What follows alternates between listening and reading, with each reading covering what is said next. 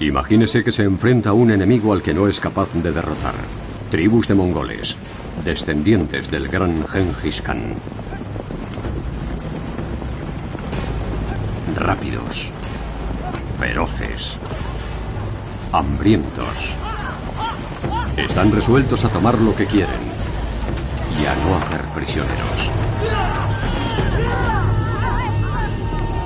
La pregunta es, ¿qué hace usted?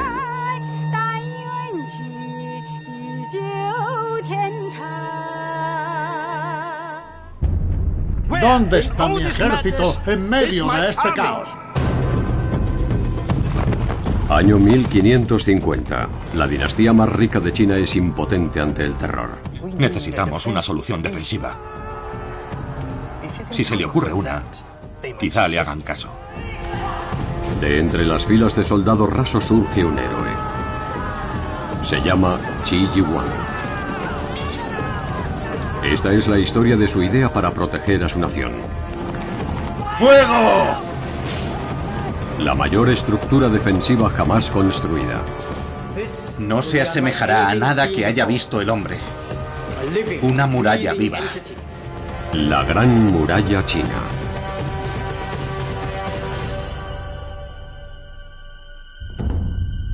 Sin embargo, el imperio que puso todas sus esperanzas y recursos en esta colosal creación acabaría cayendo.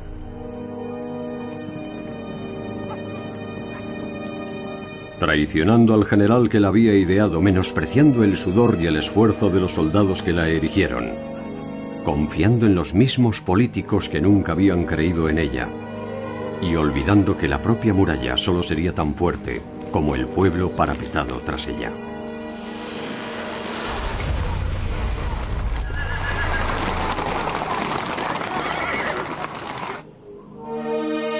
Cinco siglos más tarde, los secretos de la muralla salen por primera vez a la luz. Es más que una estructura de ladrillo. Los textos que revelan la genialidad de su creador.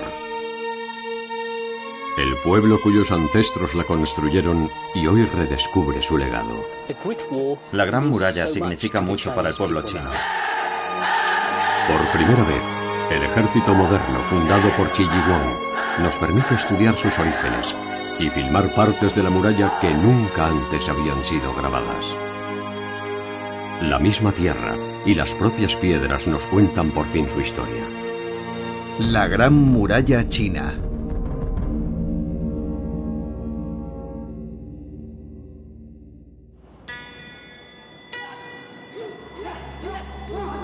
Septiembre de 1550. Estamos en la ciudad prohibida de Beijing, la capital imperial del imperio más rico y avanzado de aquella era. Entre los cadetes que se examinan de artes marciales se encuentra Qi Yihuan, de 33 años. Es el hombre que construirá un día la Gran Muralla China.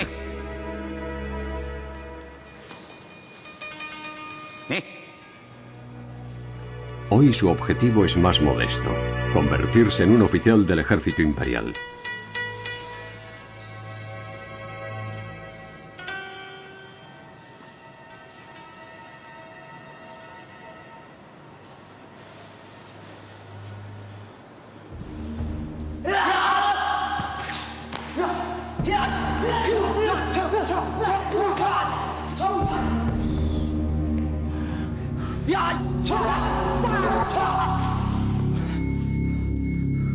Qi se ha criado en una familia de militares. Su padre dedicó su vida a luchar contra los mongoles en la frontera norte del imperio.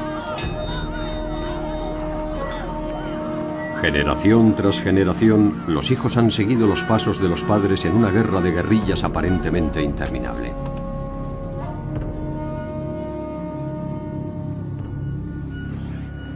Qi sabe que si supera este examen puede aspirar a seguir el mismo sendero. Pero su destino está a punto de cambiar.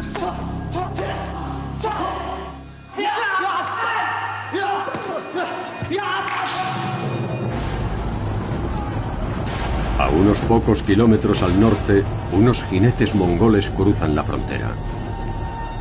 Pero no se trata de una mera incursión fronteriza. Es una fuerza invasora de 100.000 hombres que se dirige directamente hacia Beijing.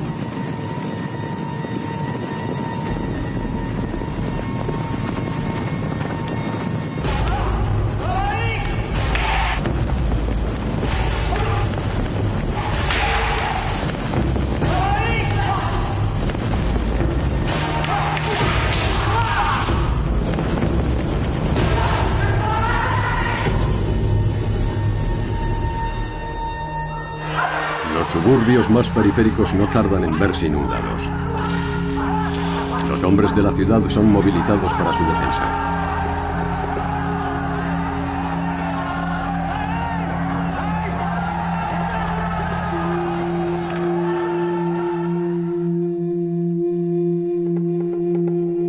Decenas de miles de chinos yacen muertos.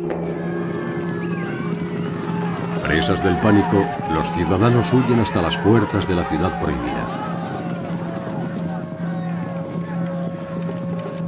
En el corazón del palacio, un ruido llega a oídos del emperador Jia Qin de la dinastía Ming. Es el sonido de la humillación. Sus propios ciudadanos aterrados le imploran a gritos su protección.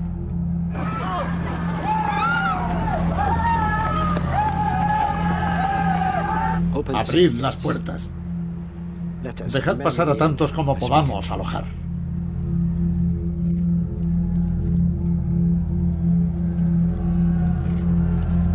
¡Por aquí! El sonido de la guerra. Llevo tiempo ansiando escucharlo.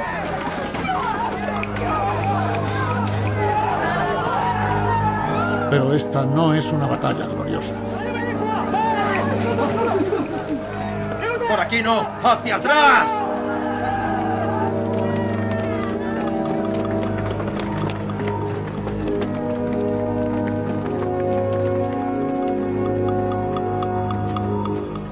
Esto es una vergüenza. Un desastre. ¿Cómo ha podido ocurrir? Los mongoles no han penetrado aún en la propia ciudad prohibida. Pero el hecho de que hayan llegado tan cerca quiere decir que el imperio ha cometido un grave error. Una de las medidas destinadas a proteger la capital era una muralla.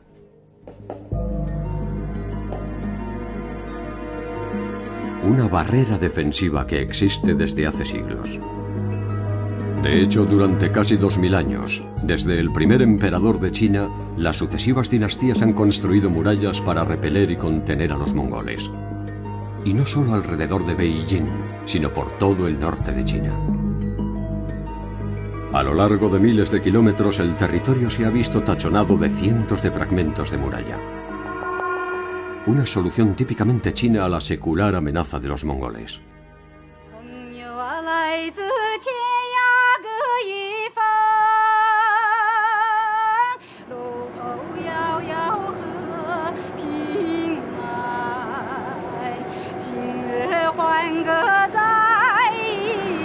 El historiador David Spindler ha estado estudiando la evolución de la Gran Muralla China y de las fuerzas que la han conformado. Una de estas fuerzas es el pueblo mongol.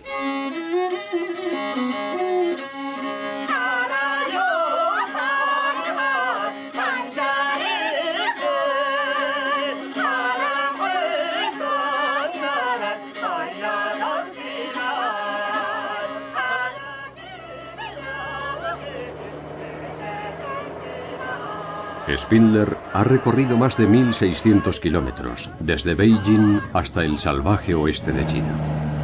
Hace 500 años esta era la frontera con el territorio de los mongoles, y hasta hace muy poco aún estaba cerrada a los forasteros. Spindler quiere saber cómo se protegía la frontera en 1550 y comprender la naturaleza de las fuerzas que la amenazaban. Sus investigaciones lo han conducido a la aldea de Xiakou, un ejemplo petrificado en el tiempo de lo que pudo ser en su día una aldea fronteriza del Imperio Ming. Al ser el primer visitante occidental, es objeto de una recepción formal.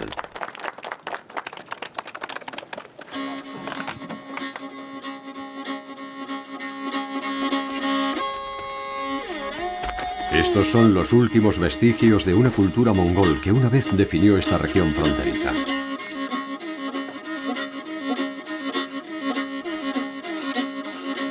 Bailan en libertad, como los jinetes de la estepa, una presencia tan salvaje y peligrosa como romántica. Una presencia forjada tras siglos y siglos de difícil coexistencia con sus vecinos chinos.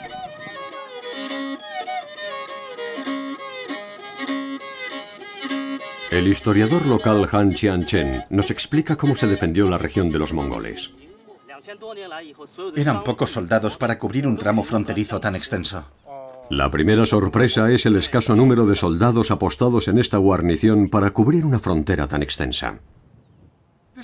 Lo cierto es que no se trataba de una guarnición especialmente numerosa, según los propios estándares de la dinastía Ming.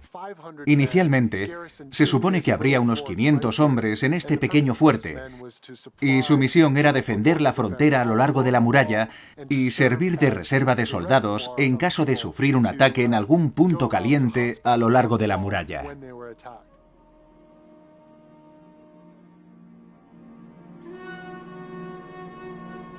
Pero la mayor sorpresa es la propia muralla. Aquí la tenemos. No hay ladrillos ni mortero. Es una muralla hecha de tierra comprimida a base de capas superpuestas de tierra apisonada. No es más que un muro de tierra muy alto y delgado. Los defensores no se podían encaramar a lo alto para repeler los ataques mongoles. Su objetivo era ralentizarlos.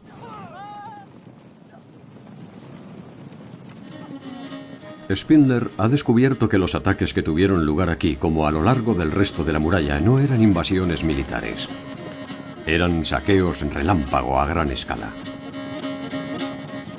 Su poder era su velocidad y su capacidad de sorpresa.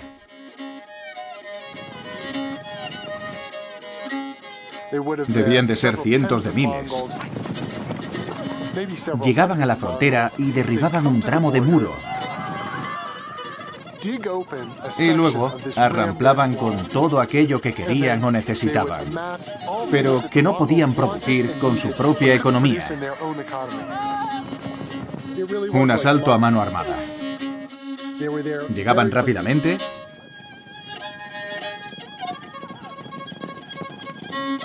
y al minuto se iban. Y los chinos se las veían y deseaban para contraatacar. Aunque las agresiones de los mongoles afectaban a miles de kilómetros de frontera, la combinación de la muralla y las guarniciones de soldados siempre había bastado para contener lo que fundamentalmente era un problema local. Pero tras el gran asalto mongol a Beijing en 1550 dejó de ser un problema local y desencadenó una serie de acontecimientos que convertiría esto en esto.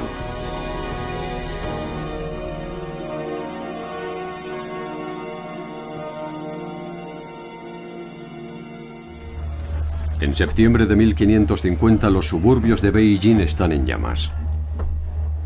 En el corazón de la ciudad prohibida el gobierno está conmocionado. ¿No había acaso murallas y un vasto ejército para protegerla? Ambas medidas parecen haber fallado, y hay un hombre que exige una explicación. ¡Qué milagro! Ninguno de vosotros ha huido. El emperador Jia Qin. He tenido que oír cómo mi pueblo me suplicaba que le dejase entrar en la ciudad porque temía por su vida. He escuchado a los bárbaros agolpados tras la puerta de Ending, la así llamada puerta de la seguridad, exigiendo un rescate por mi vida. He sido humillado en mi propia corte por vuestro fracaso y estoy harto. Ahora quiero respuestas. Nadie tiene prisa por ofrecer una explicación porque nadie sabe cómo irrumpieron los mongoles. ¡Arriba todos! Si hubieran hablado, la humillación solo habría podido ser aún mayor.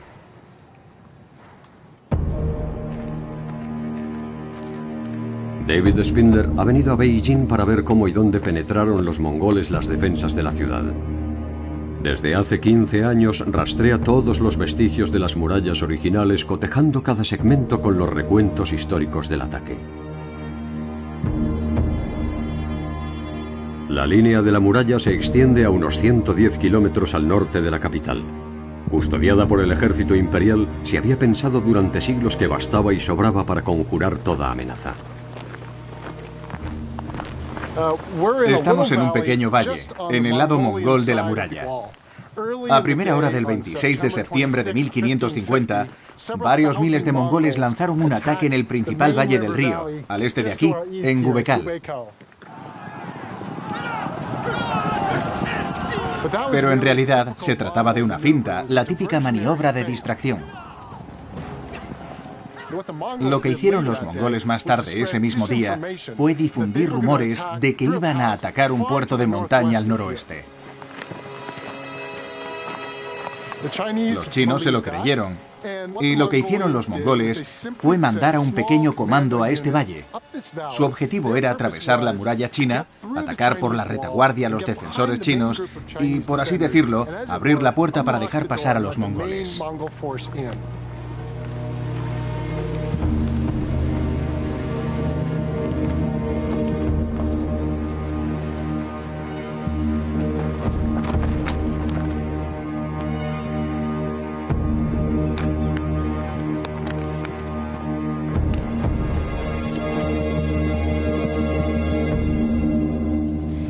Aquí es.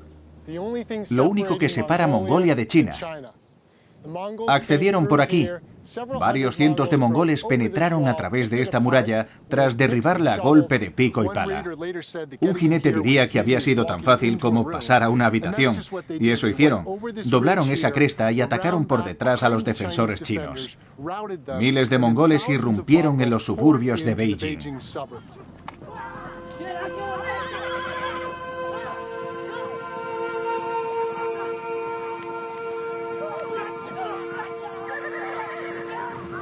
Los chinos sufrieron muchísimas bajas. 60.000 muertos, 40.000 prisioneros y cientos de miles de cabezas de ganado robadas.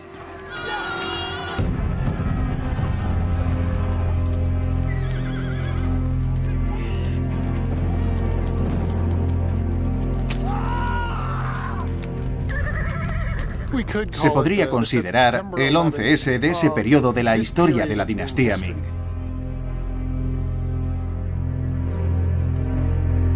No es solo que la muralla resultase insuficiente para contener el ataque de los mongoles, sino que el propio ejército imperial no parecía poder repelerlos.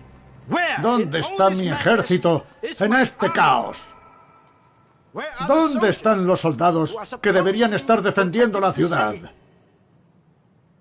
¿Y el ministro de la guerra? Porque claramente estamos en una guerra. Suponemos que está combatiendo, Excelencia. ¿Lo suponéis? ¡Id a por él! Todo el mundo está tan preocupado con la magnitud del desastre que a nadie se le ha ocurrido preguntar por qué están aquí los mongoles.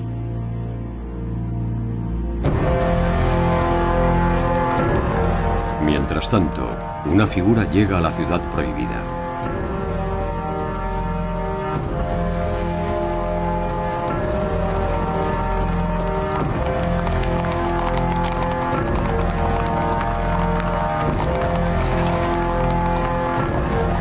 No regresa el ministro de la guerra, sino un prisionero de guerra chino enviado al emperador por el cerebro del ataque, el líder mongol, Altan Khan.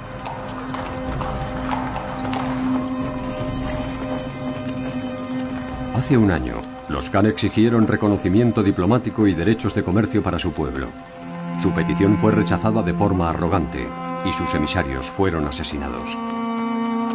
Ahora que las fuerzas mongoles están saqueando los suburbios de Beijing, el equilibrio de poder ha sufrido un cambio fundamental. La cuestión es si la corte imperial, que siempre ha vivido en una delicada burbuja, es consciente de esta nueva realidad.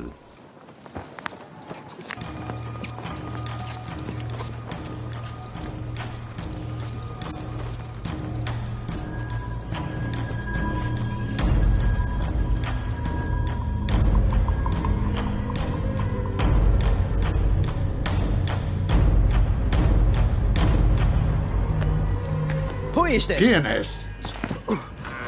¿Qué pasa? Khan me hizo prisionero. Ahora me manda con un mensaje para su serena Alteza. Un prisionero de Khan, con un mensaje para Su Alteza. ¿No has muerto defendiendo al emperador? No tenía armas. ¿Qué quieren? Es una demanda de tributo, Excelencia. Es una petición de rescate. Sé lo que significa no. Y está en chino. ¿Y bien? Pues que una comunicación formal del propio Khan debería estar en mongol. Dudo de su autenticidad. Y más, cuando no viene con un emisario mongol oficial. Quizá debamos devolverla.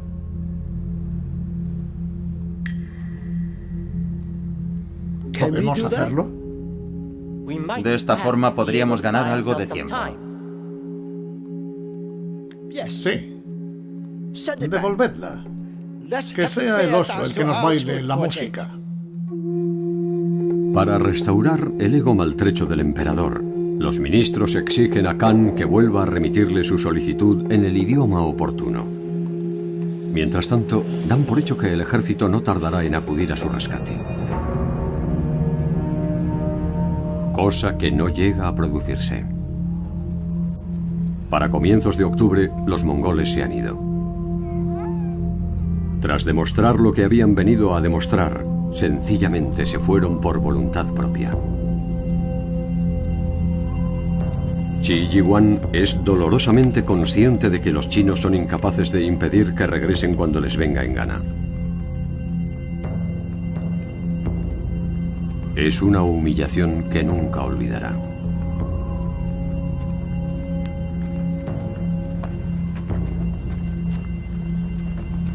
¡Cogedlo! Tiene claro que el gran ejército imperial no da la talla ante tamaña amenaza. De hecho, de los 140.000 soldados alistados en la zona de Beijing, apenas la mitad estaban de servicio.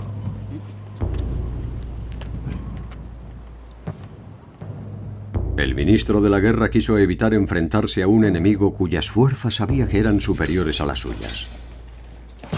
Un hecho incómodo que la corte decide pasar por alto.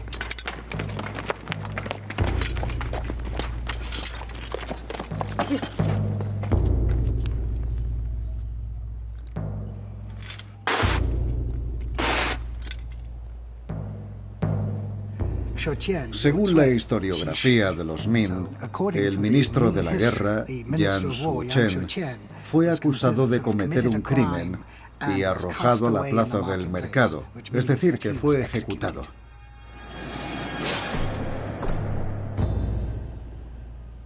Así que el ministro de la guerra fue el chivo expiatorio de esta debacle. En el Archivo Nacional de China, el profesor Robin Yates examina las 40.000 páginas del registro de la propia dinastía. Su propósito es aclarar una pregunta que lleva mucho tiempo ocupando a los historiadores. ¿Cómo es posible que la dinastía más rica de China careciese de una defensa creíble? En realidad, el imperio Min fue relativamente exitoso, por lo que la gente empezó a interesarse por el dinero. Muchos se hicieron comerciantes, mientras que el ejército era despreciado. Así que, cuando nació Qi, el sistema militar de los Min conocía un profundo declive. Nadie quería ya hacerse soldado, pero precisamente ese era el problema. Debido a la riqueza de los Min, los extranjeros, como los mongoles, querían su parte del pastel.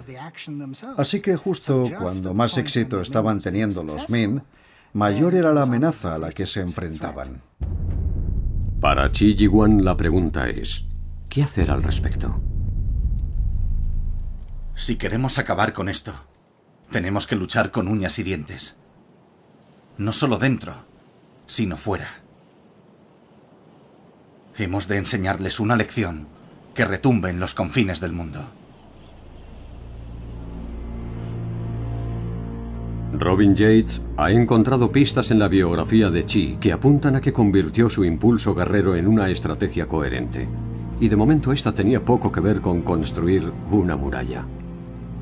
Chi había ideado más de 10 estrategias para expulsar a los mongoles. Pero, por desgracia, no tenemos indicaciones de en qué consistían. Tampoco hay nada en la historia oficial de los Min. ¿A qué se debe esto? Creo que la razón es que sus planes eran, digamos, demasiado violentos. Creo que lo que quería llevar a cabo era un plan de ataque activo, un plan ofensivo contra los mongoles.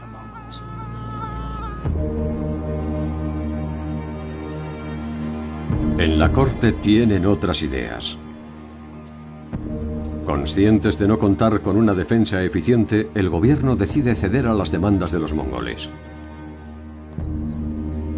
Conciben una serie de acuerdos comerciales para aplacar a Altan Khan. El hombre que recibe la misión de hacer que el emperador los firme es un joven secretario de gobierno, Zhang Yuhen. Secretario Zhang, le he enviado un plan al emperador. ¿Lo ha leído ya? No. Pero yo sí. ¿Se lo está ocultando? No. Quiero que lo lea. Pero hay otros documentos más importantes. No creo que esa decisión le corresponda a usted. ¿Me lo puede devolver? Está perdiendo los papeles. Sería una locura declarar una guerra. Algo sé del arte de la guerra. Y nada de la vida cortesana. Un plan de guerra abierta no recibirá el apoyo ni los fondos para llevarlo a cabo. Necesitamos una solución defensiva. Si tiene una, quizá le hagan caso. Chi sabe que sea cual sea la solución, pasará por tener un ejército mejor que el que tienen. Mientras tanto, Zhang lleva el tratado de paz al emperador para que lo firme.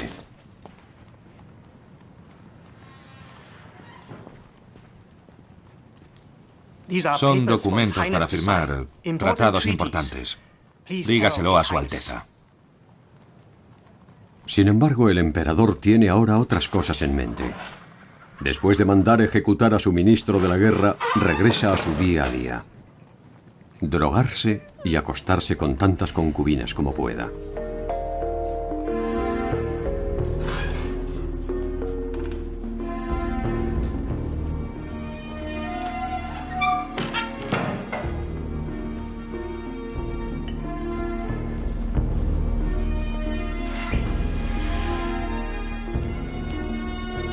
Su Alteza, si me permite interrumpirle un instante.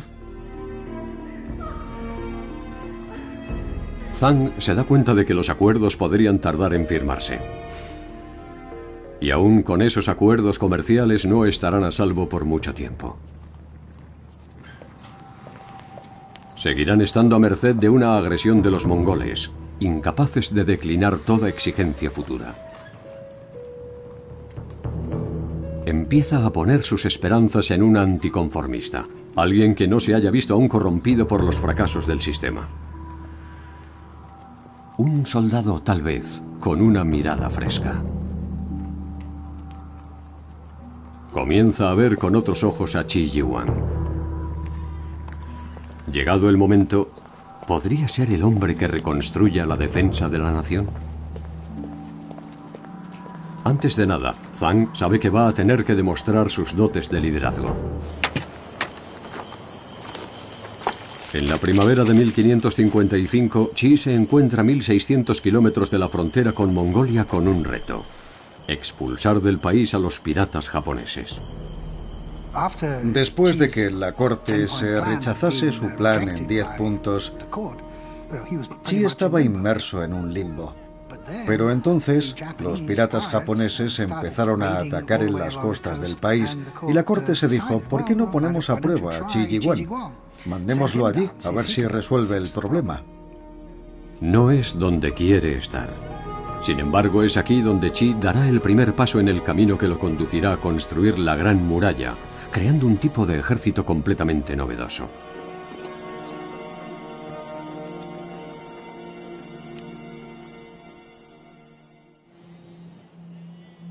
Estamos en 1555. Durante 4 años, los tratados comerciales han mantenido una paz relativa en la frontera mongol. Pero la costa sur de China está sumida en el caos. A lo largo de cientos de kilómetros, los piratas japoneses han estado saqueando los asentamientos costeros. Y todas las respuestas militares se han saldado con un fracaso tras otro. Ahora, Qi Ji Huang recibe la oportunidad de triunfar donde otros han fracasado.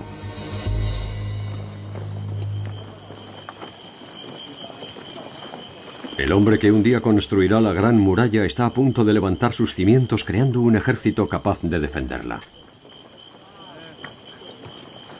Sobre el papel, son 120.000 los hombres que están combatiendo a los japoneses. Pero son hombres como Zheng Zhu. La suya es una familia de agricultores que durante generaciones se ha visto obligada a realizar el servicio militar. Así que, al igual que muchos otros, en los registros oficiales figura como soldado. ¿Ya está? ¿Estáis todos? Dame los papeles.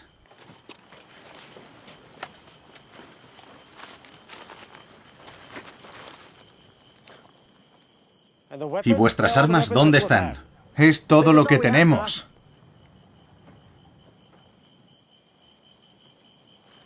¿Alguno ha luchado contra los japoneses con estas armas? Señor, somos campesinos. Según esto, sois soldados. No estamos entrenados. Lo estaréis. Al barracón. Todos. No somos soldados. Ahora se os pagará.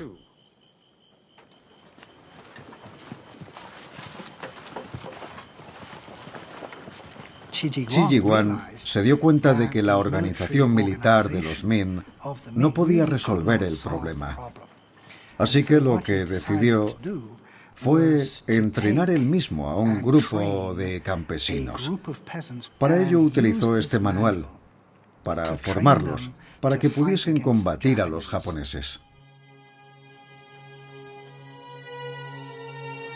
Este texto original es uno de los mayores tesoros históricos nacionales de China. Lo escribió el propio Qi Ji Huang a modo de manual de instrucciones para crear un ejército profesional moderno. Cada paso del entrenamiento de un soldado está descrito en chino corriente e ilustrado para facilitar el aprendizaje. Era un plan muy madurado, destinado a sacar partido a las habilidades naturales de los agricultores corrientes, pero combinadas con la más reciente tecnología militar. Básicamente, Qi entrenó personalmente a un ejército de 3.000 hombres, que le eran completamente leales, conocidos como el ejército familiar de Qi. Esta es la medida de su éxito. El Ejército Popular de Liberación, el mayor ejército permanente del mundo. 400 años después de Qi Ji Huang, sigue siendo conocido como la Gran Muralla de Hierro y Acero.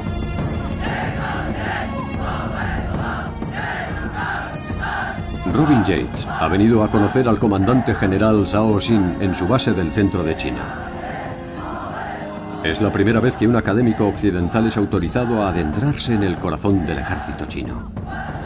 Zhao también es historiador y tiene su opinión sobre el hombre al que considera el fundador del ejército chino.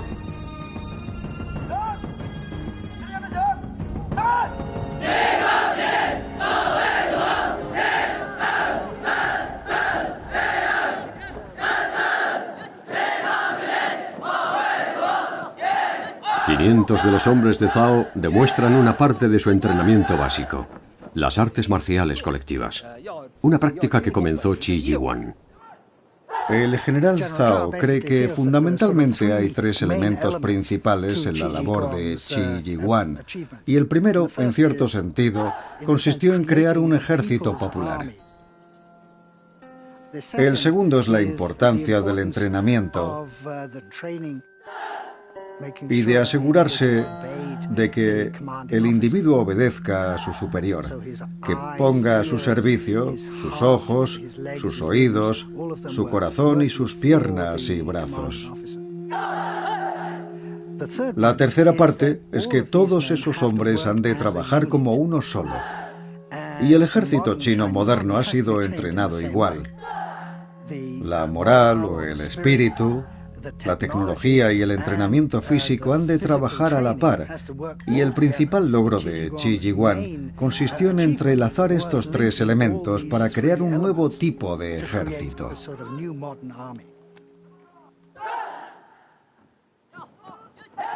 Qi sabía que el primer requisito de toda defensa de la nación sería poner en pie un ejército viable. Y aunque aún no lo sabía, sería la piedra angular de la gran muralla china. Pero no sería fácil plantar esos cimientos. En cierta ocasión, Qi se enfrenta a la derrota cuando trata de reconquistar una posición de los piratas japoneses. Sabedor de que la disciplina lo es todo a la hora de garantizar el éxito de su nuevo ejército, Qi ha de decidir lo lejos que está dispuesto a llegar para inocular esa disciplina.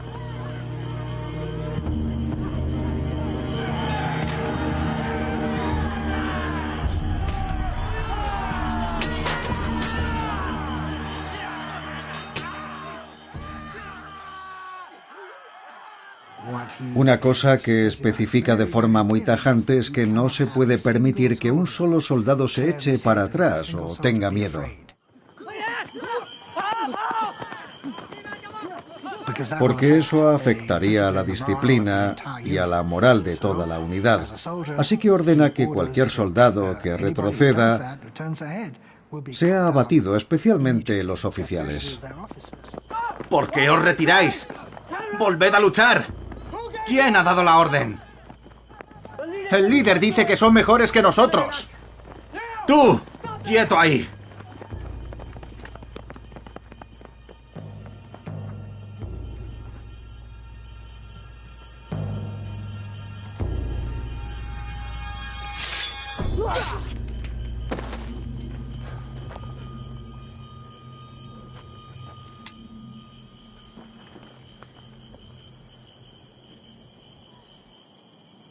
Bueno, podéis morir como perros o luchar como hombres,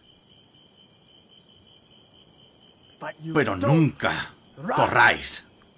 ¡Adelante! ¡Vamos!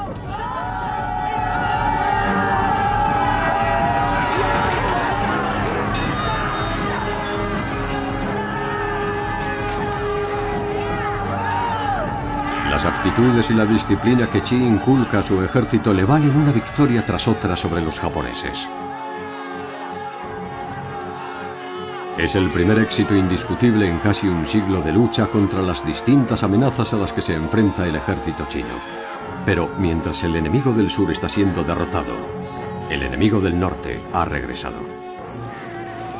Los mongoles han vuelto.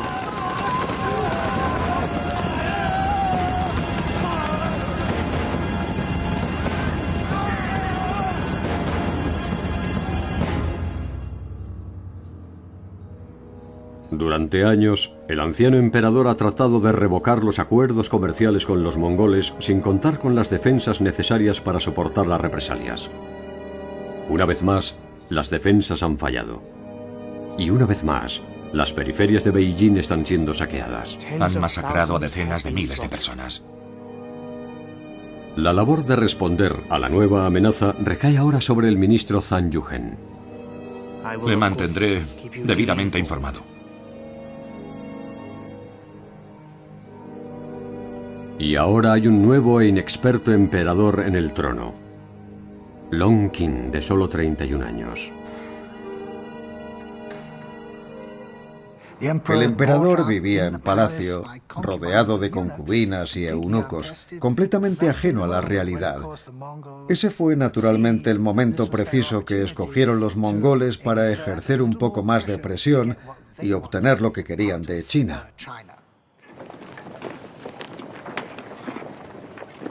Zhang sabe que tienen que acabar de una vez por todas con el problema mongol.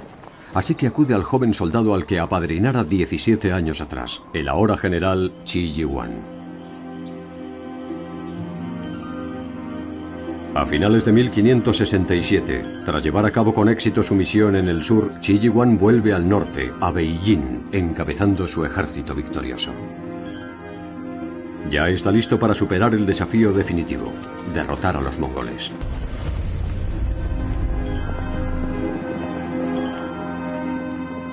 Recuerda su primera reacción instintiva al salvajismo de estos.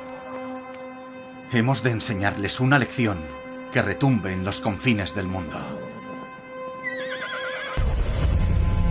Pero Qi ya no está seguro de que un ejército sea, por sí solo, suficiente. En el pasado, los generales habían decidido que con el número suficiente de soldados y de caballería galopando en las estepas bastaba para derrotar al enemigo. Pero el problema es que lo que tendía a pasar con los planes ofensivos es que los soldados se desplegaban en las estepas y al cabo de 2 o 3 días se quedaban sin provisiones y los mongoles los podían derrotar. Así que Qi Yiwan se dio cuenta de que necesitaban un sistema mejor para integrar los diferentes tipos de fuerzas. Antes de llegar a Beijing, Qi da con la clave de una nueva solución.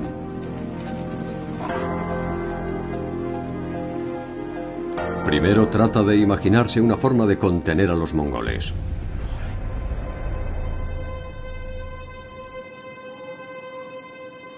Luego comienza a concebir una estructura que resista a los ataques, pero deje pasar a sus propias fuerzas para combatir al enemigo.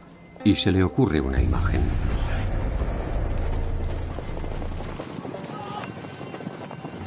No una única muralla, sino capa tras capa de fortalezas, conectadas por murallas.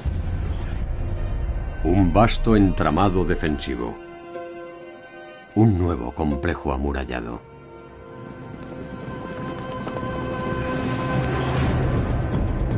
Lo que hasta el momento eran rocas y tierra comprimida, serían ahora ladrillos y piedras.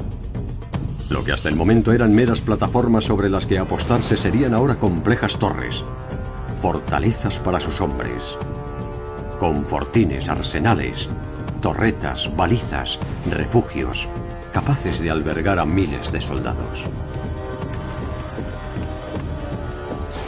Y allí donde dinastía tras dinastía habían construido fragmentos de muralla para mantener a raya a los mongoles, hoy por fin en la visión de Qi, la muralla de los Ming sería de una sola pieza, sin lagunas, sin eslabones débiles. Y construida a lo largo de una formidable cordillera, una fortaleza humana encaramada en lo alto de una barrera natural. Una gran muralla digna de tal nombre. El proyecto más ambicioso de la historia de China.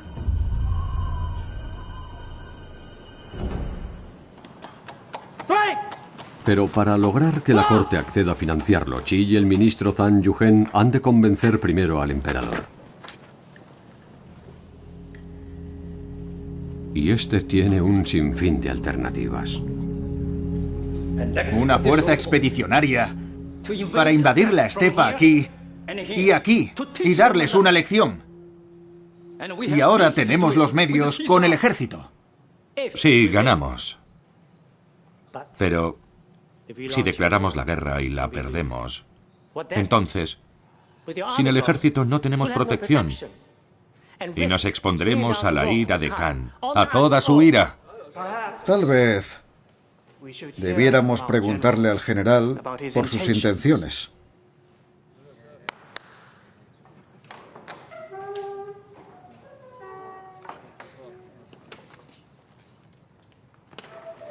Por favor, dígaselo. Siempre me he decantado por atacar al enemigo. ¿Lo ve? ¿Está de acuerdo con la idea de una campaña ofensiva? No, creo que hay una solución más eficaz. En vez de dar caza a los mongoles, dejar que vengan ellos. Es lo que hacen y nos roban lo que quieren. Pero si la próxima vez les hacemos pagar un precio inasumible, se lo pensarán. En el fondo, es una cuestión básica de economía. Es aún más básico.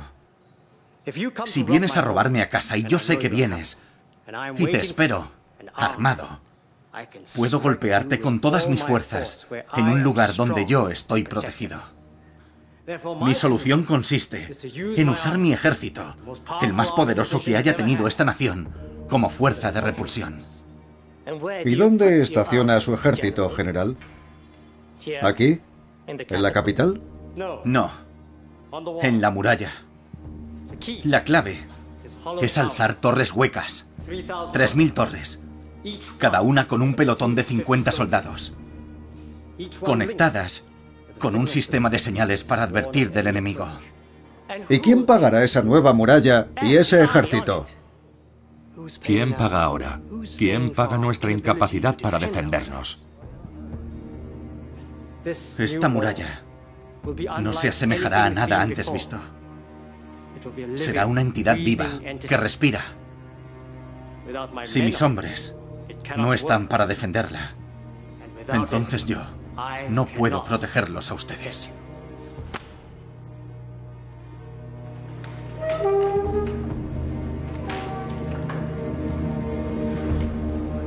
Todo el mundo sabe que el coste de construir una muralla a la escala que propone Qi será astronómico. Pero ofrece la posibilidad de acabar de una vez por todas con el problema mongol. El emperador da su consentimiento. La muralla será construida.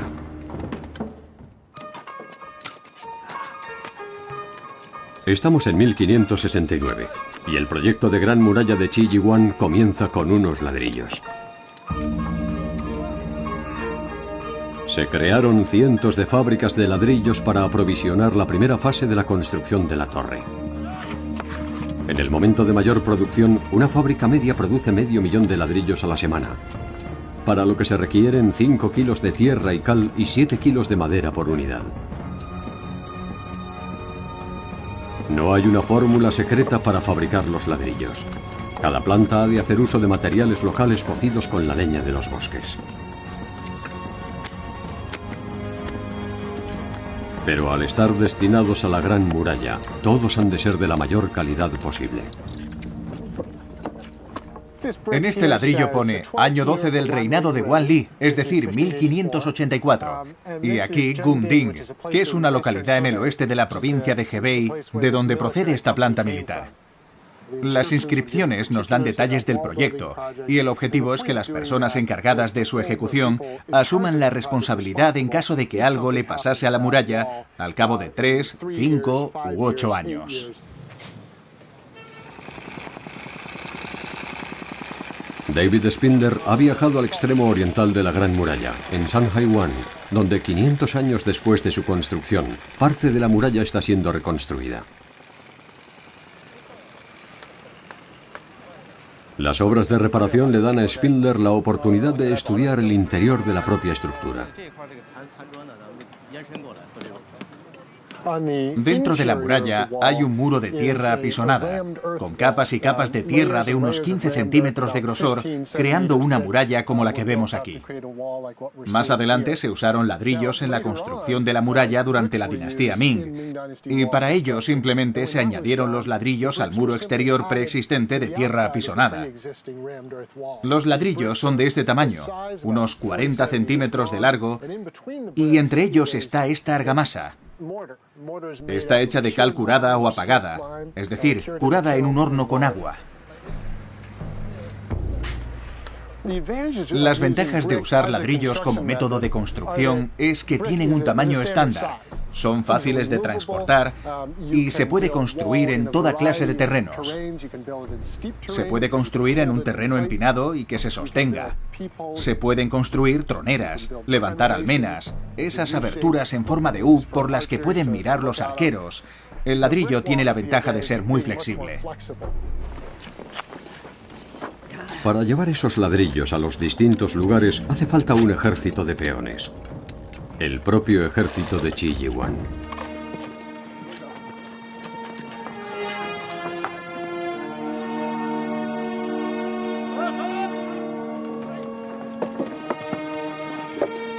Sun Tzu comenzó su carrera militar en el sur. Pasó de campesino a soldado profesional del nuevo modelo de ejército de Qi Ji-Huang. Ahora, al igual que miles de sus camaradas, está en la frontera norte del país construyendo la muralla.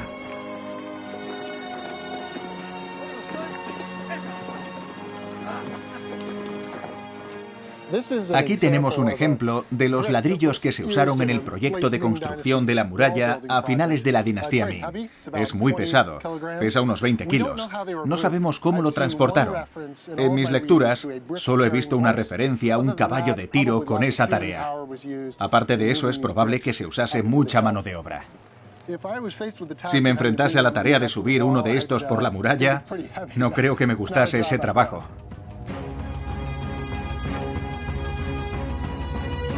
El plan de Qi conlleva la construcción de 3.000 torres a intervalos de unos pocos cientos de metros a lo largo de una muralla de 1.000 kilómetros de largo, 10 metros de alto y 3 metros de ancho. En algunos puntos se añaden nuevas torres a viejos tramos y se reconstruyen los muros. En otros, las torretas sólidas son reemplazadas por torres abiertas entre las que se construyen nuevos muros. Pero la muralla siempre sigue una línea estratégica, bordeando las cumbres de las montañas. Para esta monumental tarea, Qi solo tiene 5 años y cuenta con 20.000 hombres.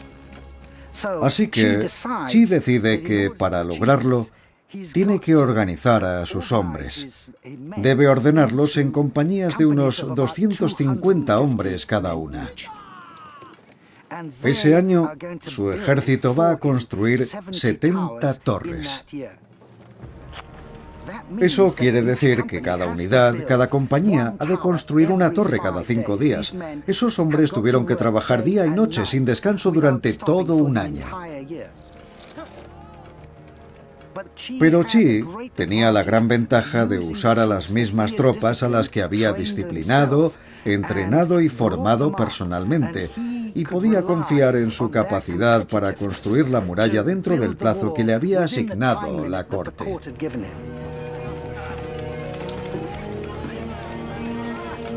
El proyecto de erigir la Gran Muralla es el más ambicioso jamás emprendido por el Imperio Ming. Para finales de 1570 consume más de 3/4 partes de los ingresos del gobierno.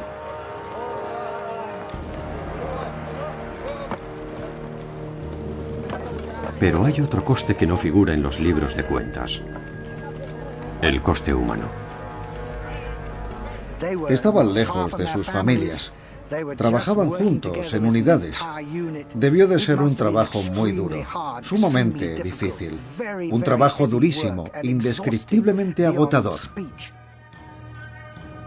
Qi se ve presionado para llevar a cabo la misión, y la única fuerza de trabajo que sabe que no le fallará es su propio ejército.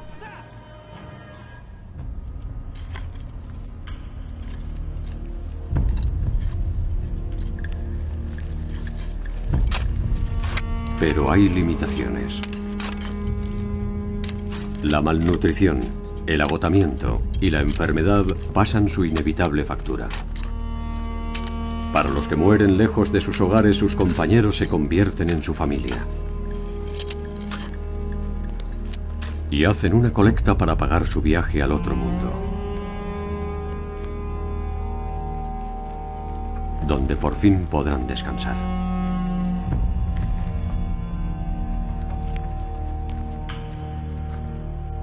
Hoy hemos enterrado a Fong. Era del sur, como yo.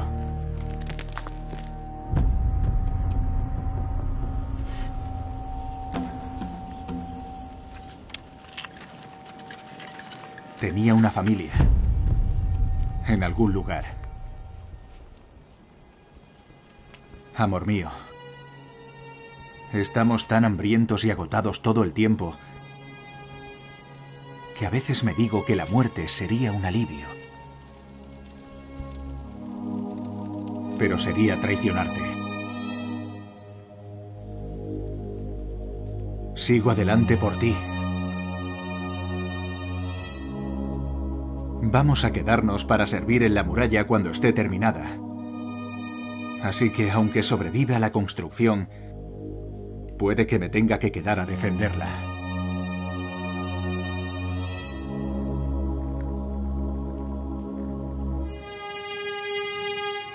Durante siglos, los obreros como Zhen Zu han sido los héroes olvidados de la muralla.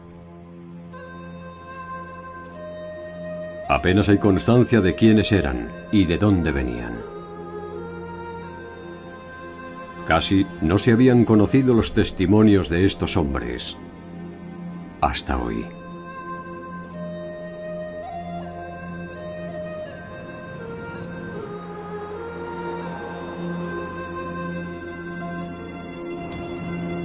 Wang Tao es un arqueólogo de la Universidad de Londres. Está acostumbrado a escarbar en el suelo en busca de indicios del pasado. En la Gran Muralla se enfrenta a un desafío.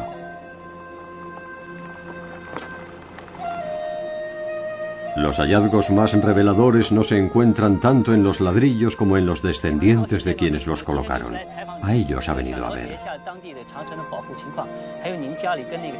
Acompañado por el historiador local Zhang Heshan, Tao visita las afueras de una aldea al este de Beijing, Dongjiakou.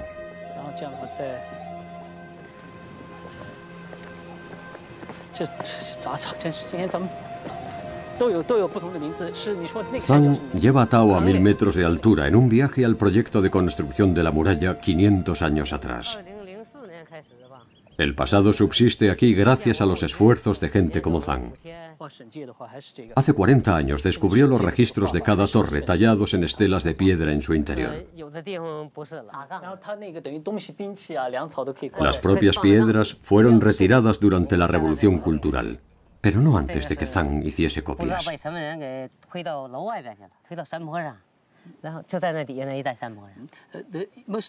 La estela de piedra más importante se colocó en una de esas torres, en esa de allí. En ella figuran los nombres de todos los oficiales importantes implicados en la construcción, incluido el propio general Qi Jiwan.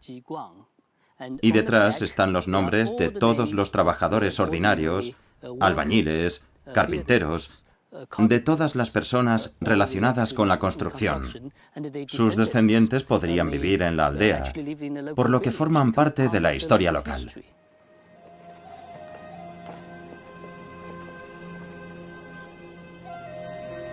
Zhang está especialmente orgulloso del final de la escalada.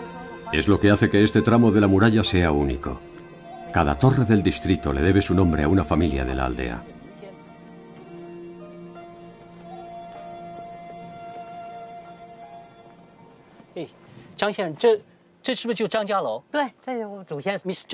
El señor Zhang dice que esta es la torre de la familia Zhang y fue construida por el general Qi Jiwan.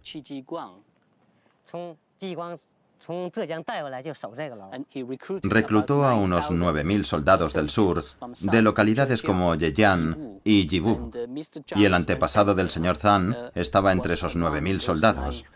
Por eso la torre se conoce como Torre de la familia Zhang.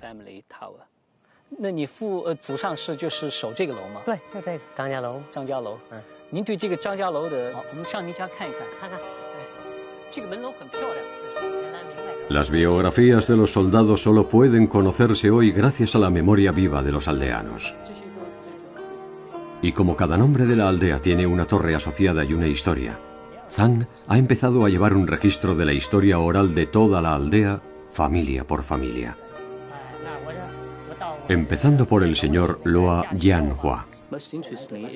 Lo interesante es que la tumba del tatarabuelo del señor Loa aún está aquí, muy cerca de la muralla, y data de la dinastía Ming. Hay más de 20 generaciones conviviendo en esta aldea. Todos vinieron aquí del sur y no se mezclaron con los lugareños procedentes del norte. Ahora están contando que un año hubo una hambruna y no había nada de comer. Y todos los lugareños venían a la torre de la familia Zhang y a la torre de la familia Loa y empezaron a disputarse la poca comida que había para sobrevivir. Y me imagino que probablemente murió mucha gente.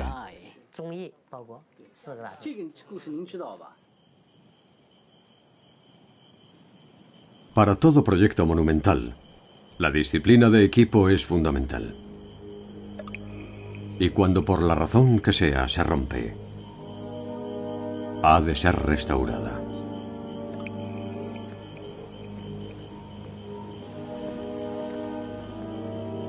Por doloroso que sea, hay que dar ejemplo. ¡Rápido!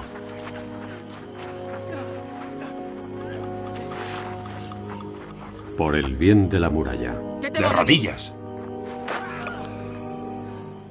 ¡Al suelo! ¡Desenvainad!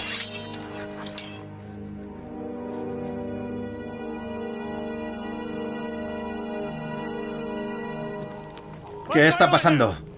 ¿Habéis parado de trabajar? ¡Esperen! Señor, hubo una pelea. Vamos a castigar a los cabecillas. Pero no se preocupe, recuperaremos el tiempo. Eso dependerá de las veces que hagáis esto. ¿No tenéis suficiente trabajo para encima luchar? Tú. ¿Cuál es tu excusa? Nos dan poca comida. Nos matamos y nos tratan como esclavos. ¿Es lo que somos? No. Sois mis soldados. Trabajadores a sueldo. Nos pagan la mitad. ¿Y para qué sirve si estás muerto? Trabajáis para proteger el imperio. Y sí, hay adversidades. Pero como soldado, estoy preparado para sacrificarme. Dar mi vida para proteger mi patria y a mi gente. Los que habéis luchado a mi lado, sabéis qué significa el ser un soldado.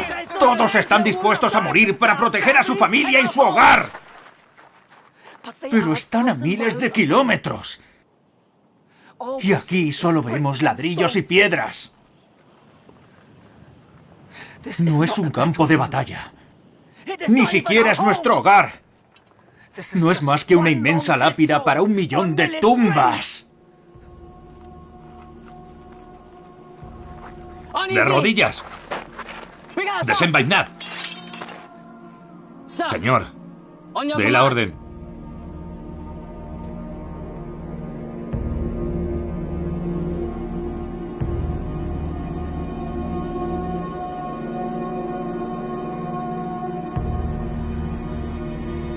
La muralla no se va a construir sola.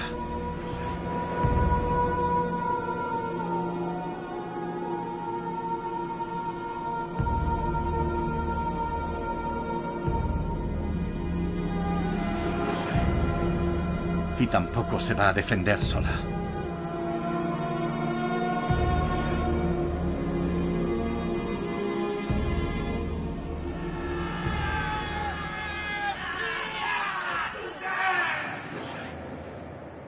Que vuelvan a trabajar. Dadles algo de comer. Conseguidlo. ¡Ya! ¡Envainad!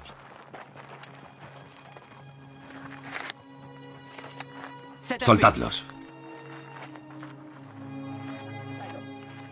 El nuevo diseño de Chi era revolucionario en cierto sentido. Empleaba una forma estructural novedosa. Pero Chi se dio cuenta de que, sin hombres para construir la muralla y explotar todo su potencial, no valía absolutamente nada. Chi da la orden de que se permita que las familias de los soldados se reúnan con ellos y se asienten a lo largo de la gran muralla.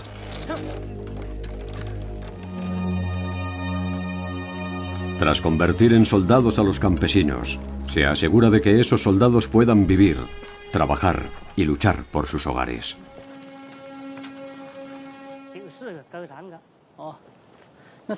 El hecho de que esté aquí alguien como el señor Loa es la prueba de que esta política funcionó.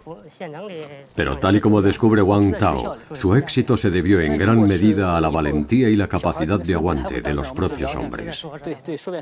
En Don Yakou, la hambruna había hecho peligrar las vidas de sus soldados y el futuro del proyecto, hasta que el ancestro del señor Loa dio con una solución.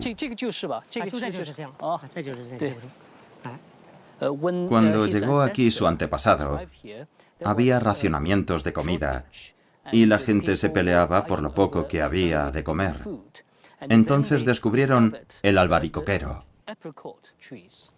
El antepasado del señor Loa y otros soldados empezaron a recolectar albaricoques salvajes para comérselos y más adelante decidieron plantarlos.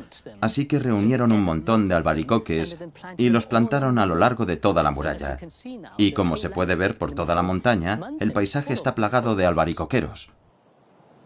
Y para el antepasado del señor Loa, este gesto no solo le permitió conjurar la inanición, sino que garantizó que su familia permaneciese aquí durante los siglos venideros. La tumba del ancestro del señor Loa se encuentra directamente al pie de la torre familiar. Su inscripción apenas es visible después de 500 años. Pero para Wang Tao, es una oportunidad de conectar con uno de los verdaderos autores de la muralla. Esto es extraordinario. Es la tumba ancestral de la familia Loa. Y el título indica la importancia, la suma importancia de su antepasado. El señor Loa yace aquí. Y está claro que el ancestro de la familia, el señor Loa, era el comandante de la guarnición de esta torre. Y por eso se la conoce como la torre de la familia Loa. Es una historia familiar, personal, que yo desconocía. Y el hecho de estar ahora junto al señor Loa, el descendiente del soldado Loa, al lado de la torre de la familia Loa, me ha permitido comprender mejor toda esta historia. Y también a la gente que forma parte de la historia de la muralla. Me siento como si formase parte de esta historia. Hoy, la familia Loa viene a honrar a su ilustre ancestro con ofrendas a su espíritu.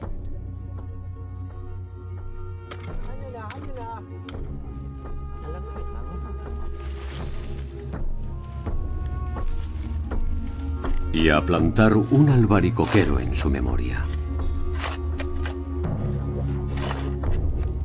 Un memorial dedicado a uno de los soldados que ayudaron a construir la Gran Muralla China.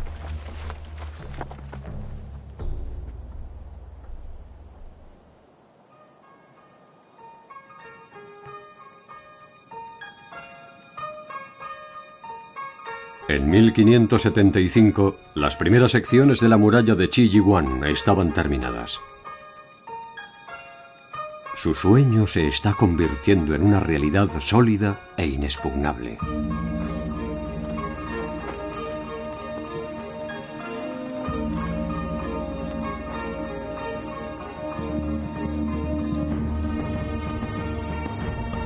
Apostado en ella está su ejército, al que ha formado para explotar su fuerza. Un ejército que ya cuenta con 20.000 hombres, que le son leales.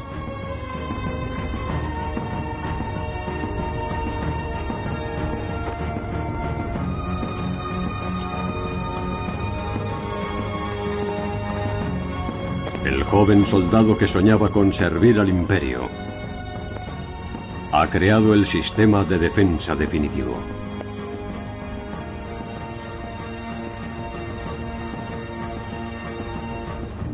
No es solo el proyecto más ambicioso de esa era, es también el más caro.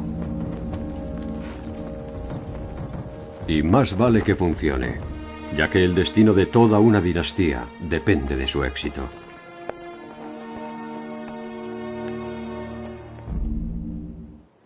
A mediados de 1570, la Gran Muralla avanza al ritmo de una torre cada 5 días.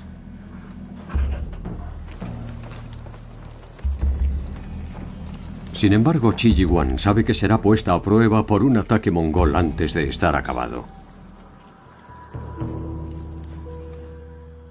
En los archivos de Beijing hay una excepcional serie de mapas que muestran el diseño de las defensas de la Gran Muralla de Qi. Al noroeste vemos que hay un puerto entre dos montañas a través del que solían pasar los mongoles para comerciar o saquear.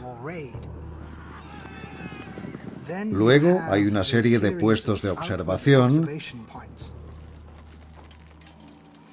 hay una serie de torres que son balizas de señalización y están en lo alto de una cadena de colinas. Y luego está la Gran Muralla con todos sus fuertes. Luego, detrás de ella, están los cuarteles generales de varias brigadas de soldados de Qi. Si hubiera un ataque, avanzarían hasta la Gran Muralla para defenderla o más allá.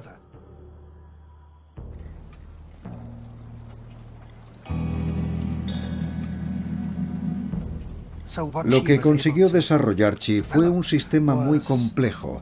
La Gran Muralla funcionaba de distintas maneras. Y los hombres tenían que tener una comprensión de su función dentro del sistema total. Sun Tzu forma parte ahora de la línea defensiva de Qi, en una unidad de observación situada frente a la muralla. Una de las mayores innovaciones de Qi ha sido introducir los cañones, copiados de modelos occidentales y ahora fabricados en China. Son parte de la defensa. Su labor consiste en interceptar y ralentizar todo ataque, a la vez que advierten a las defensas de la muralla. Nadie sabe hasta qué punto funcionará este nuevo sistema. Pero en este día de marzo de 1575 se materializa en la estepa la oportunidad idónea para averiguarlo.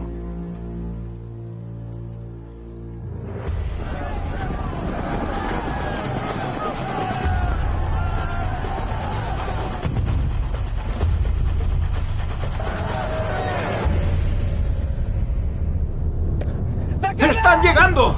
¡Preparaos! ¡Organizaos!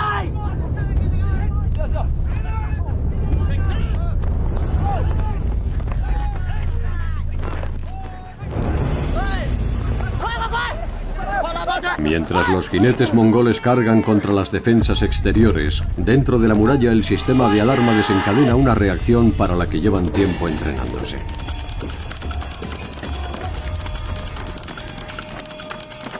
Los hombres y los cañones son movilizados en cuestión de minutos.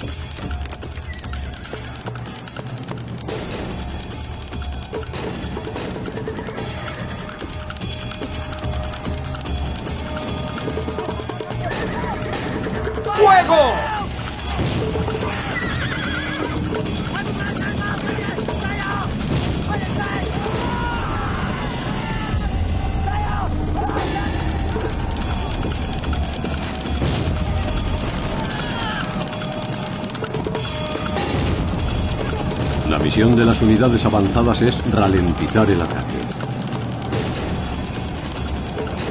Pero los mongoles tienen la mirada puesta en una presa mayor: los asentamientos en torno a la ciudad de Dongjiakou, donde está el propio Qi Yihuan. Detrás de los muros, el sistema de alerta ha advertido a la principal guarnición que puede movilizar una fuerza de contraataque. Es la hora de la verdad para Qi y su muralla.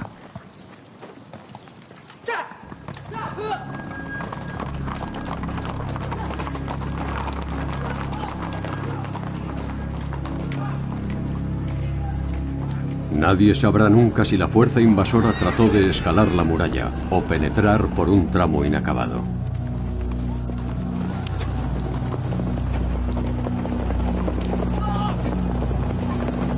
Según los recuentos históricos, las fuerzas de Qi lograron retener a los invasores más allá de la muralla, donde su superioridad militar logró imponerse.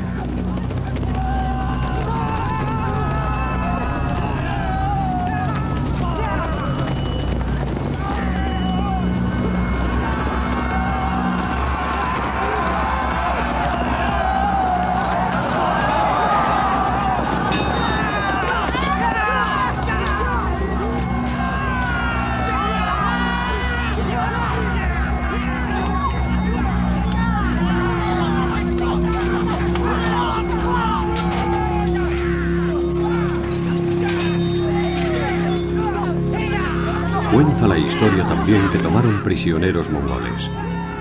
Entre ellos, el hermano del líder mongol, Chang'an.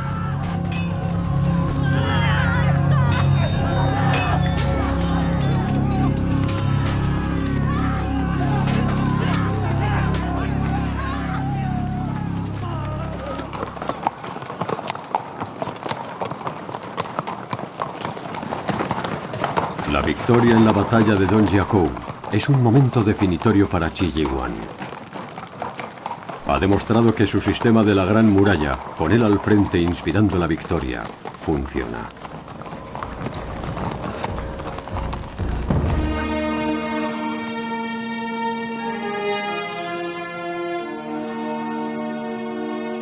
En la corte, los que habían criticado el proyecto se ven silenciados, al menos de momento. Y la muralla es declarada un éxito. Por su heroísmo personal, Qi se ve recompensado con 2 kilos de plata y la gratitud personal del emperador. Es un comienzo prometedor. Pero Qi Ji-Huang tiene la mirada puesta en el futuro. Cuando la muralla esté terminada por fin, él será el guardián del sector norte. Y podría convertirse en algo más que un general.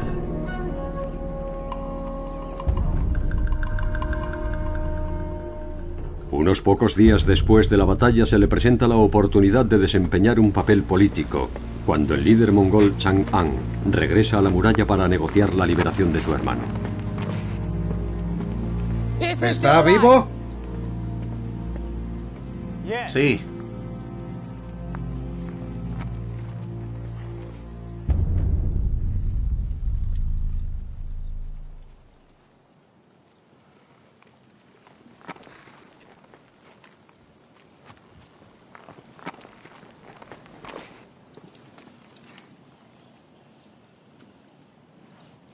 Si hiciese una oferta para rescatar a mi hermano, ¿con quién debería hablar? ¿Con el emperador? ¿A través de usted? ¿O con usted? Conmigo. ¿Cuánto me costará rescatarlo? Lo soltaremos si nos deja en paz. Si nos garantiza que no vamos a tener que volver a luchar para expulsarlos. Sí. Lo haremos.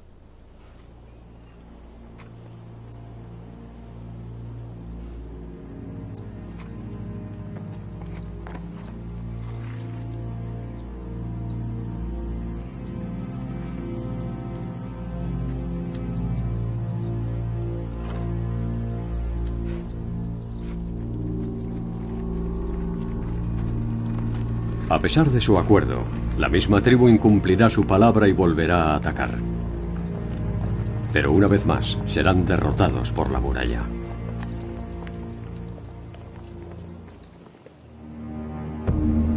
Irrompible y amenazante, la muralla parece lanzar un mensaje claro e inequívoco, que el Imperio Ming es capaz de defenderse, y eso es lo que piensa hacer.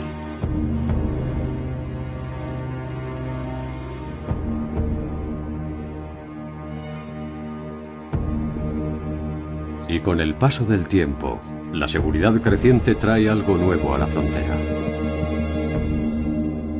Los primeros atisbos de paz.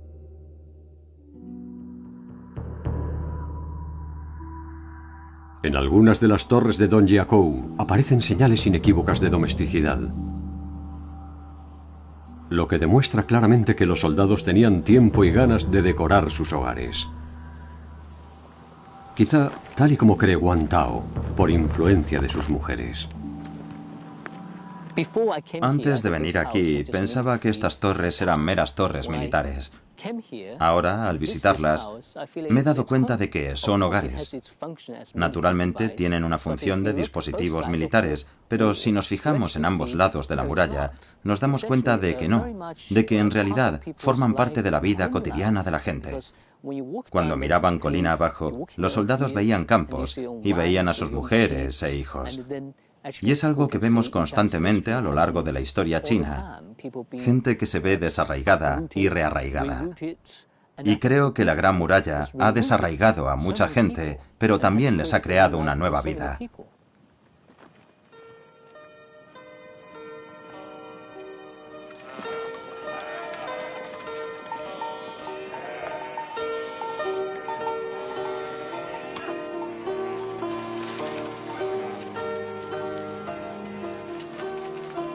Shen Zhu es ahora un miembro destacado de la guarnición de Qi y ha instalado a su familia en la aldea que hay al pie de la muralla, hoy un próspero asentamiento fronterizo.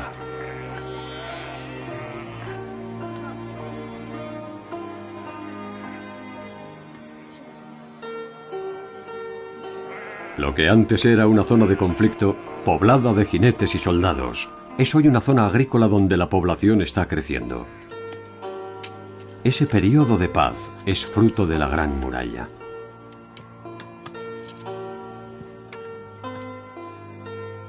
Y esto es lo que le da a Qi la confianza para pedir fondos para terminar el gran proyecto. De momento solo se han construido 1.200 de las 3.000 torres que planeó inicialmente.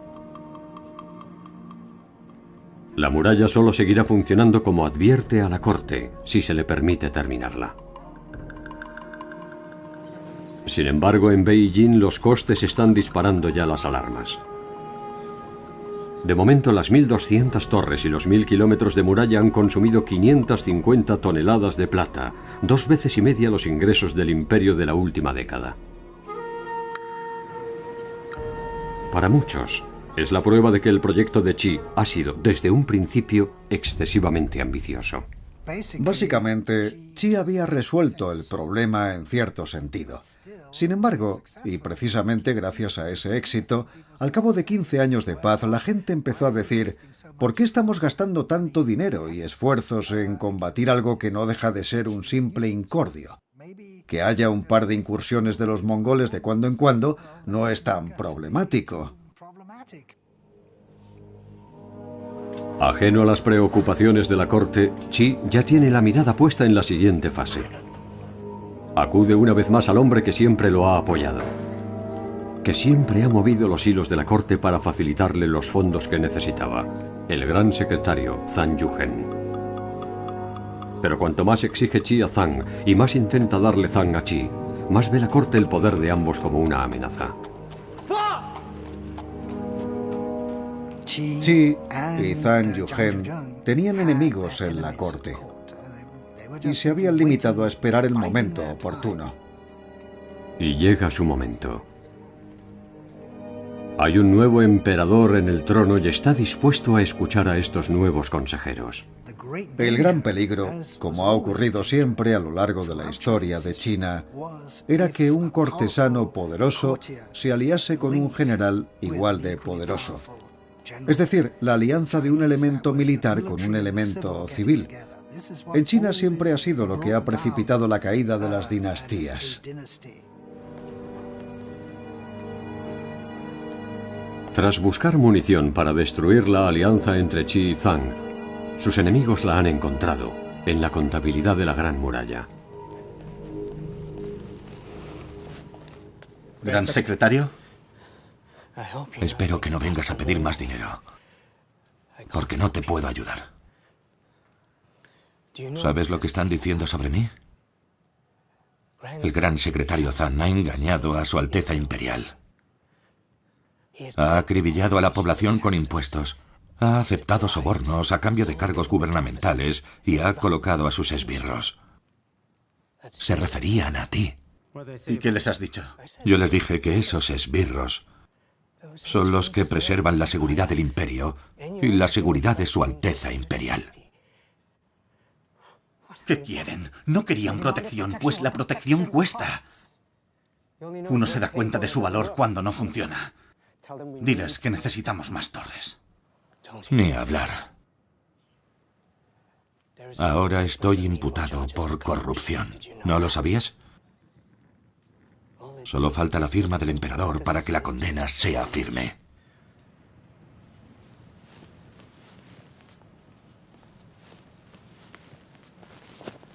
¿Y qué debo hacer yo?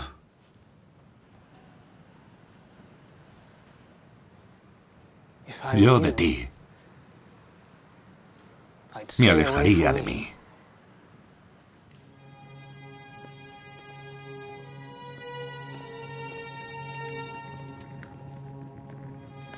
Como antiguo tutor del emperador, Zhang evita ser condenado, de momento. Pero en los años por venir, el aliado de Qi vivirá sometido a un ataque incesante, hasta que, desgastado por la presión, Zhang Yuhen muere. La alianza que forjó la muralla se ha roto. Ahora que su único aliado político ha muerto, el propio Qi está expuesto a los ataques. Y el arma más eficaz a disposición de sus enemigos es su alianza con Zhang. Un examinador provincial que trabajaba para Zhang ha confesado que colocaba a dedo a sus candidatos a los puestos imperiales. En la corte, los delitos de Zhang son reexaminados y se descubre una conspiración con Qi. En un claro intento de crear una atmósfera propicia para un golpe de estado inminente. Además, y cito textualmente, el general Qi Ji-Huang tendrá su ejército a su disposición. Solo podemos especular que antes de su muerte, el gran secretario Zhang Yuhen conspirase para hacerse con el trono.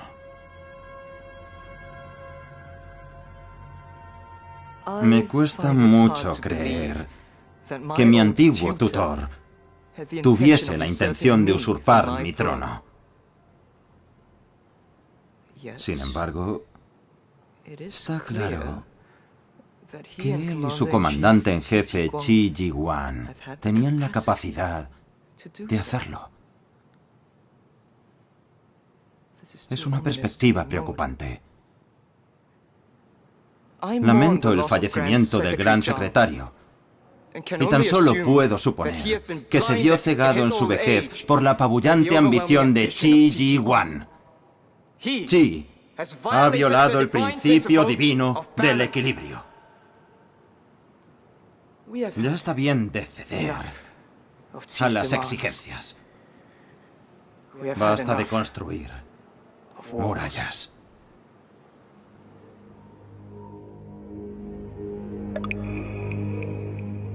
¡Posición! 1, 2. En los años que han sucedido a la caída de Zhang, la vida en la muralla ha seguido como siempre para los soldados rasos. Sin embargo, en Beijing, los enemigos políticos de Qi no han permanecido de brazos cruzados y están dispuestos a pasar a la acción.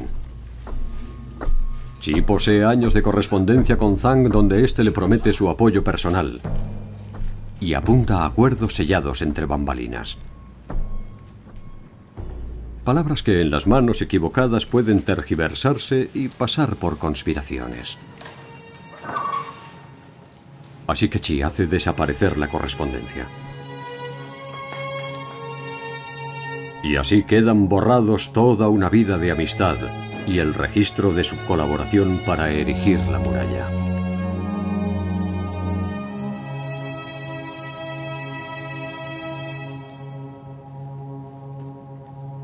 Fue la ambición de Qi la que lo movió a construir la muralla para proteger al emperador.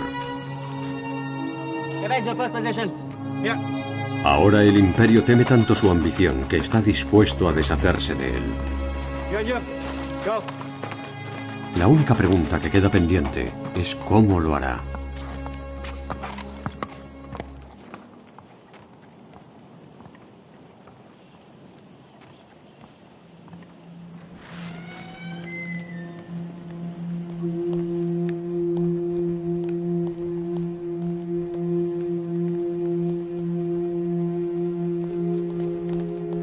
Si lograsen acusar a Qi de traición, lo llevarían a juicio, y su caída en desgracia se vería seguida por una ejecución en privado. Pero ahora Qi está dispuesto a defender su carrera.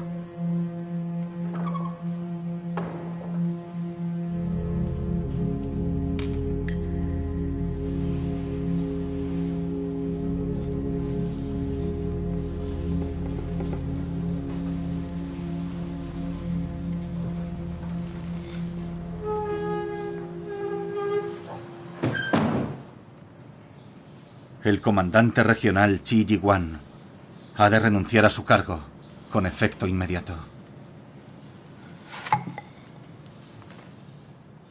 Los había subestimado. No habrá juicio alguno. No tendrá la oportunidad de contar la verdad ante un juez. Será destituido discretamente.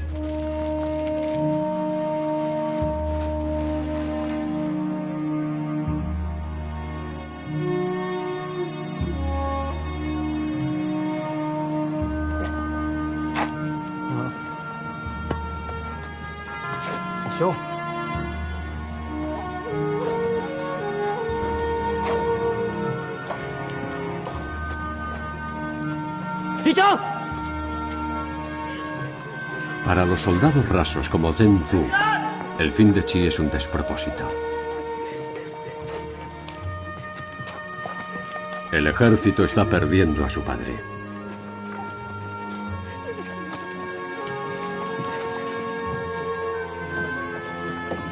General,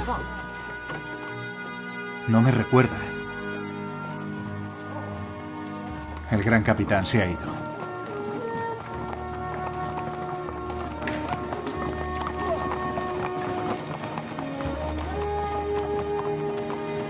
Qi Yiwan se retira a su aldea natal. Al cabo de un año, muere. Deja tras de sí 1 millar de kilómetros de muralla y torres. Es la línea defensiva más completa de toda la historia de China. Pero todavía no está terminada tal y como la había concebido. Y él ya no está presente para lograr que funcione. Qi Yiwan era el corazón y el alma de la muralla. Hacía falta un hombre con la visión de Qi para idear una muralla que no fuese solo una barrera estática, sino un arma ofensiva contra los mongoles. Ahora que Qi no estaba, los Ming se retiraron sin más detrás de su muralla.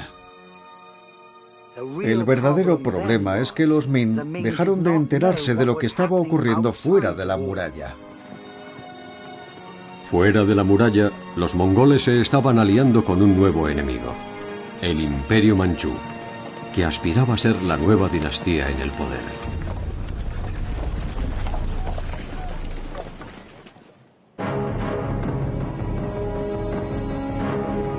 Estamos en 1644. Han pasado más de 50 años desde la muerte de Qi Yiwan. El sistema de la Gran Muralla que construyó sigue en pie. Sin embargo, detrás de ella, el imperio se está desmoronando, lastrado por el peso de los costes de defensa. Ahora, la corrupción en la corte, el deterioro del ejército y las revueltas campesinas han llevado a la dinastía Ming prácticamente al borde del colapso. Y más allá de la muralla, el ejército manchú se está acercando.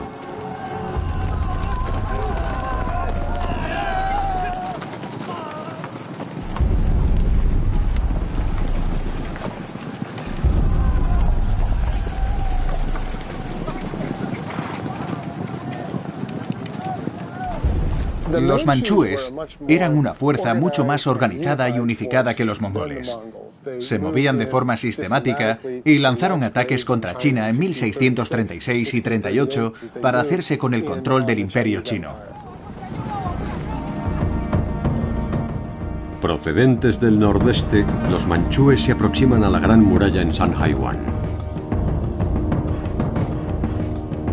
El historiador David Spindler entra a la ciudad desde el lado chino, rumbo a la entrada más fortificada de la historia de la muralla. En su día se conoció como el primer portal bajo el cielo. Fue aquí donde por fin el 27 de mayo de 1644 la Gran Muralla fue traspasada, sin que se derramase una sola gota de sangre.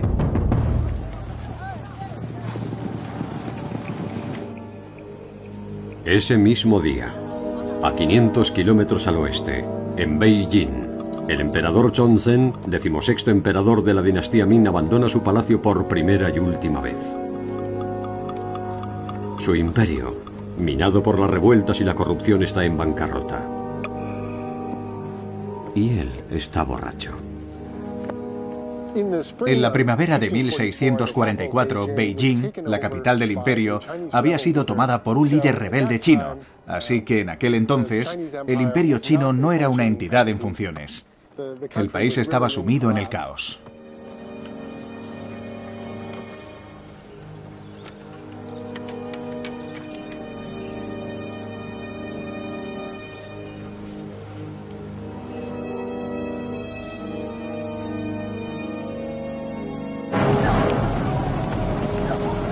Ahora que el ejército manchú se está aproximando a Sanhaiwan, dentro de la ciudad, los rebeldes chinos han tomado el control y el comandante de la guarnición recibe la orden de rendirse.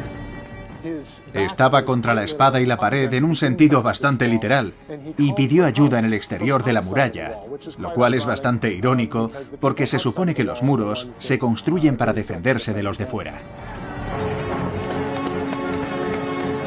Las defensas más inexpugnables de la historia china, que nunca han sido tomadas por la fuerza, se abren ahora para dar paso al enemigo. En un último intento desesperado de salvar a un imperio en decadencia.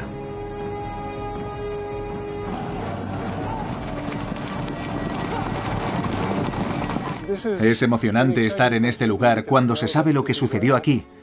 Estamos en uno de los 3 sitios por los que irrumpieron los manchúes el 27 de mayo de 1644. Invadieron el país y se quedaron en él, y lo gobernaron durante los siguientes 200 años, más o menos.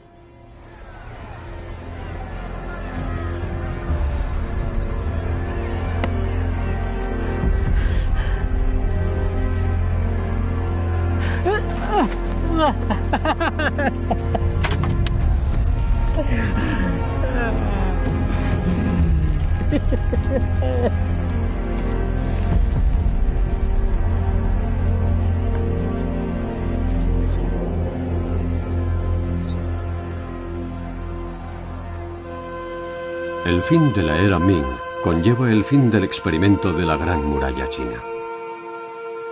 Los siglos venideros se verán marcados por más amenazas externas, pero esta vez las invasiones no vendrán por tierra, del norte, sino del vasto mundo que hay más allá de los océanos.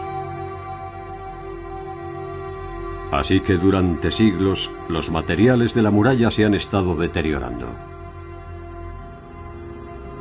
Hoy, el esqueleto del gran dragón es todo lo que queda de la bestia que un día coleó. Pero su espíritu sigue vivo. No solo en sus ladrillos y en sus piedras, que hoy están siendo restaurados a lo largo de cientos de kilómetros. También en la gran muralla de hierro y acero, el moderno ejército que protege la China actual. Y en última instancia, en el propio pueblo chino. Me siento abrumado emocionalmente frente a una creación como esta, que ha sobrevivido tantos cientos de años.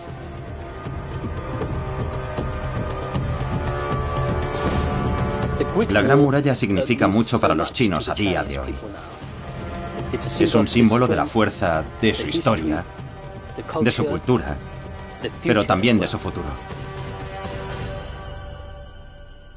Creo que hay que reconocer que es una extraordinaria proeza del pueblo chino.